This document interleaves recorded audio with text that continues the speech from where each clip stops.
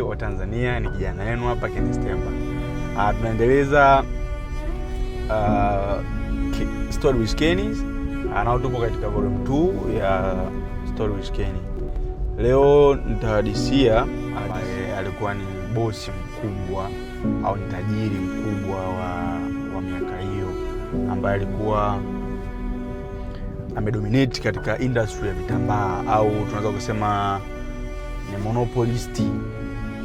Mtu akisema monopolist pake mtu ambaye ana deal na kitu kimoja tu. Yeye alikuwa amedeal kwenye mambo ya vitambaa katika hiyo nchi. So alikuwa ni industry tycoon upande huo. Sasa nini kimtokea? You the wealth man. Ilikuwa hivyo. Jamaa alikuwa na watoto 4. Katika watoto wake 4 alibahatika kuwa na mtoto mmoja tu wa kiume. Unajua sikata kwa nadhani nature nyingi za watu wengi kwamba mtoto wa kiume waga ndo mrithi wa nini, wa mali za mzee alizotafuta. Lakini kwa yule mshikaji yule mzee ambao tuseme jina lake ni Simbi, ilikuwa kama ni sumu ya kumua yeye mwenyewe. Mzee alikuwa amejiwekeza katika vitambaa, katika branding fashion mbalimbali duniani.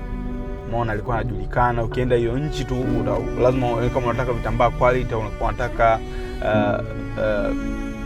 vitu vya fashion vinahusiana na mavazi, basi lazima una brand yako uhitaji au useme utanunua kitu kutoka kwake. So what happened mpaka anaeleza mkasa huu hapa. By the way, ameshafariki 2015. Mungu amlaze mahali pema peponi. Okay. Ilikuwa hivi. Yule jamaa katika utafutaji wake alitengeneza yani kwenye profit anazozipata aliwekeza katika hoteli, katika hizo real estate, yani majumba mbalimbali, umeona, ya kistarehe, lakini pia these apartments za kupangisha watu. So what's going on? Yeye kuwa na mtoto mmoja wa kiume akasema basi hapa ili kuendeleza utajiri wangu itabidi nifanyaje? Nimwandikishe mwanangu hizo mali zote. Unajua wenzetu akaandikisha mali zake zote karibu utajiri wake wote akamwandikia mtoto wake wa kiume. Kumbuka kuna msimu mmoja anasemaje, strong people create weak people, yani kwamba watu wenye nguvu huaga wanatengeneza watu ambao wasio na nguvu. Ni moja msemo ambao wanazuoni wanaelezea sana, na kwamba mtu ambaye alipitia hali ngumu ya maisha akameneji kumaster kitu fulani anaweza akapata utajiri, akapata kitu fulani, lakini atake mwanae au mtoto wake au kizazi chake kipitie hiyo level ambayo enzi la hasa ambazo alizipitia kama baba au kama mtu au kama founder. Lakini kumbe inaweza kawa ndio huo msomo ni kweli, lakini sometimes kuna baadhi ya vitu is not working. Like kuna watu ni strong pia wana create strong people kwa kuwa wamejifunza vitu mbalimbali. Let's go with the story.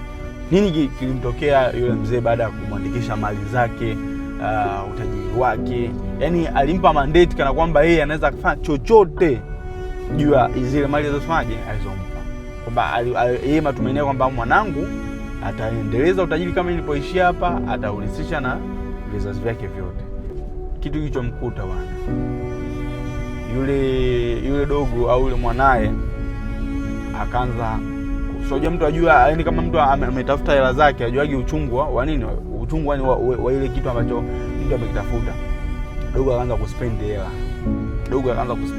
Dogo akaanza kuuza vitu. Anauza viwanja, anauza majengo makubwa kwa babake ambaye invest. Yeye mumi, unajua mzee huyu muda wote anafanya anakufa. Kinifanya mpaka mimi nielezee hii story bwana. Yule dogo akamfukuza mpaka baba yake. Akamwambia mzee, toka kwenye nyumba. This is not your property. Hii ni property yangu. Mwanapo mzee alipomesa hapo akamfukuza baba. Akamfukuza baba. Mzee yani hana tena ile kauli, hata akienda kwa mahakamani anamwambia no. Yani kwenye mirathi ambayo ulisema huyu ndo atakuwa final say, yani hata wewe mwenyewe sio hautakuwa na say katika mali zako. Umeona? Kwa dogo yani alifanya kitendo ambacho ni cha ajabu mpaka ikampelekea yule mzee akapata mshtuko wa moyo, magonjwa. Unajua wazee umri ukienda anapata mara sukari, mara pressure. Yule mzee akarudi from mtu ambaye akiwa ana afya yake akaja mpaka kuwa mtu ambaye anaumwa. Umeona, anakuwa na msongo wa mawazo, mental issues ndio rafiki yake. yani anasema kwamba kitu ambacho nilitarajia kutoka kwa mwanangu hiyo ndio kitu kuja kufaje kuniua. Kwa ajili gani? Kwa ajili ya kuandikisha tu vitu ambavyo nitamani avendeleze ikawa generational wealth, lakini ikawa yani ikawa shortened kama kitu cha kunini cha kumua au cha kumpunguzia maisha yake. So nini cha kujifunza wewe kama mzee au wewe kama kijana au kama founder au founder wa kitu chochote hapa Tanzania, make sure the one who unamwandikia ile mirathi au the title deed, make sure anajielewa, lakini pia try kuwaita watu fulani ambao unaweza mkakaa nao mkashauriana, hata kama yeye kabla hajajua. Yani usitoe ile full supreme power, ile full sovereignty ya mtu mpaka akakubackfire ikaonekana kama zile pesa zako au ule utajiri wako ndio kisu cha kuchinjia wewe na kupoteza maisha. Huyo jamaa alifariki, lakini ameacha somo kubwa kwa wazee, kwa matajiri, kwa vijana ambao tunajitafuta kama mimi. Make sure unavyoandika vitu vyako usijicommit at 100% kwamba bwana huyu ndo atakuwa kila kitu changu. No. People do change. Watu wanabadilika sana. So ningependa kujifunza uchukue mkasa huu katika maisha yetu kila siku, to make sure